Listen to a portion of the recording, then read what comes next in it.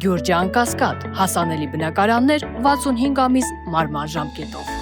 Հեցի ժամանակավոր կառավարիչը ամեն շաբաթ վատվիճակում գտնվող ենթակայանների լուսանկարները հրապարակում եւ ասում, որ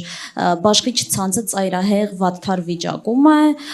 տեխնիկապես եւ բարոյապես մաշված վիճակում է գտնվում։ Դուք ձեր հերթին նշում եք, որ միլիոնավոր դրամների ներդրումներ եք կատարել ձեր ղեկավարման ժամանակ։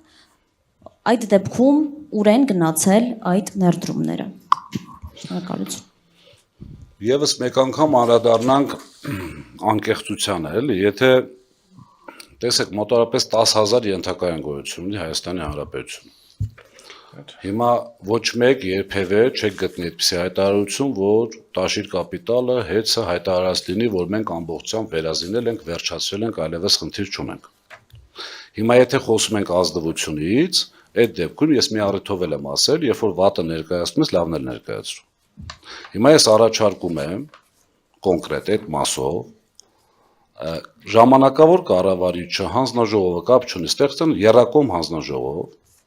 այսինքն սեփականատիրոջ ներկայացուցիչները, հանձնաժողովի ներկայացուցիչները եւ ժամանակավոր կառավարիչի, այսպես ասած, ներկայացուցիչները եւ մոնիտորինգ անենք այդ ընթացքում մենք էլ ցույց տանք, այսպես բոլորին ինչ է կատարվել։ Այսինքն նաև ներդրումները, ինչ ներդրումներ են կատարվել եւ ինչքան ենթակայաններ են վերանորոգվել, ինչպես նաև մալուխային գծեր եւ օդային գծեր։ Եվ երկրորդ այդ հանձնաժողովը, որպեսզի կարողանա նաև անջատումների քանակը ֆիքսի։ Իրենք խափում են ուղղակի։ Մենք վիզուալ տեսնում ենք, որ անջատումները, անկեղծ եմ ասում, առանց շահագրգռվածության, բնականաբար ունեմ շահագրգռվածություն, բայց շատ անկեղծ եմ ասում, հաշվի առնելով եւ այն ժամանակվա անջատումները, ըստ որի ճգնաժամ էր, այսպես ասած, եւ հիմիկվա։ Վիզուալ համենայն դեպս երևում է, որ շատացել է ավելի։ Մենք պնդում ենք, որ 2025-ի վերջի երամսյակում 40%-ով շատացել է, քան 24-ի վերջի երամսյակի արդյունքներն էր։ Հիմա այս պարագայում իրենք հանձնաժողովին ինչ են տալիս, չգիտեմ։ Ես առաջարկում եմ նաեւ այդ հանձնաժողովը ուսումնասիրի, այսպես ասած, քանակը անջատումների եւ դուք կտեսնեք, որ իրենք ուղղակի խափում են, ներկայացնում են իրենց ուզած ինֆորմացիան։ Հավատացած եղեք, մենք նաեւ մի քանի այսպես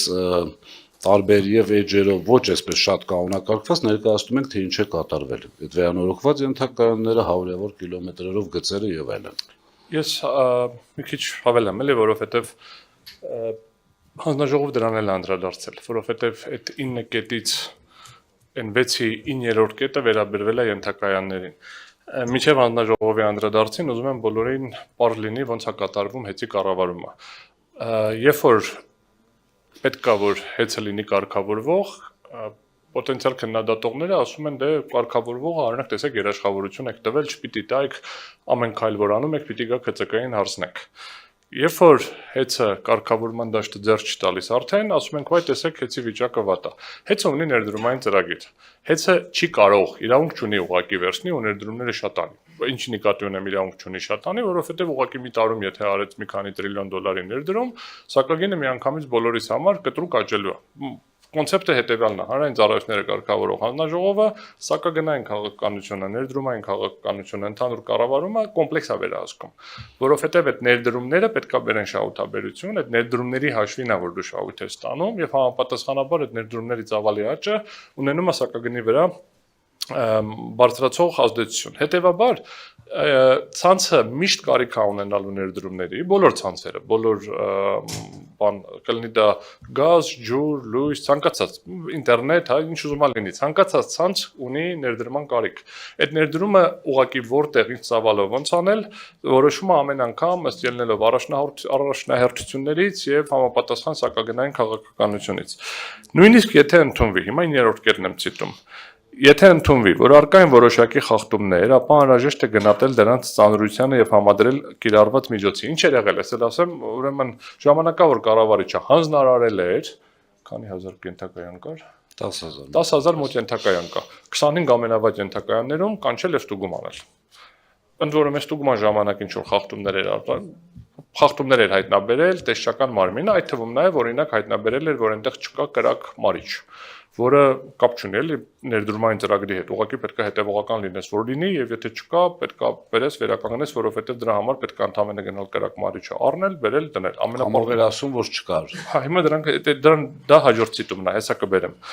Լիցենզիա դադարեցումը հանդիսանում է ծայրահեղ միջոց, որը կարող է կիրառվել միայն այն դեպքում, երբ խախտումները ունեն համակարգային շարունակական եւ էական ազդեցություն սպառողների իրավունքների վրա եւ չեն վերացվել կամ չեն կարող վերացվել ավելի մեծ միջոցներով։ Տվյալ դեպքում նման հանգամանքներ չեն հիմնավորվում, ներկայացված տվյալները վկայում են առավելապես առանձին ենթակայանների խնդիրների մասին։ Այն ինչ որ դատարանն է ասել։ Մեկ այլ մեջբերում էլ բերեմ։ Այսա երկրորդ հարցի վերաբերյալ է, բայց կապ չունի, վերաբերում է ամբողջությամբ։ Այս համատեքստում հայցվորի այն պնդումը, որ չի իրականացվել պատշաճ հանձնում, ընդունում եւ գույքագրում, ստանում է առանցքային նշանակություն։ Եթե ելակետային տվյալները, այսինքն հաշվիչների նախնական ցուցմունքները կամ դրանց ֆիքսման գործընթացը կամ ենթակայաններում կրակմայրիչների բանը գտնվել է կամ որևէ այլ հանգամանք, պատշաճ չեն արձանագրվել, ապա հետագա ցանկացած համեմատություն կորցնում է իր ապացուցողականությունը, քանի որ անհնար է հաստատել, որ արձանագրված տարբերությունները պայմանավորված են իրական թերգրանցմամբ կամ հավելագրմամբ։ Եվ ամենավերջին կետորը ցանկացած խնդիր բարձրացնելուց հետո պետքա պարզ լինի, լավ, այսքան ժամանակա կառավարիչ փոխվել է, ֆիզիկապես տնօրենի գործառույթ իրականացնում է այլ անձ։ Այդ ենթակայաններում խնդիրները արձանագրելուց բացի որևէ բան արվել են, թե ընդհանրապես արձանագրել են, որ կա ինչ-որ մի ենթակայան, որը կարող էր ավելի լավ վիճակում գտնվել։ Հետևաբար հիմնական չափանիշը, վերադառնալով ձեր կոնկրետ հարցին, էլի որտեղ են այդ ներդրումները, որով կարող են գնահատել, արդյոք ներդրումները եղել են թե չէ, դա ընկերության սեփական կապիտալի կամ կապիտալ միջոցների աճն է։ Ըստ էության, այս պահին ընկերության սեփական կապիտալը 500 միլիոն դոլարը գերազանցում է, մոտավորապես այն օրը հաշվեցինք 500 միլիարդ դրամ է։ Դա դրամ է, այսինքն ակնհայտորեն միլիարդ դոլարը գերազանցում է, ճիշտ։ Նայեք, երբ որ ներդրում ենք անում ընկերությունում,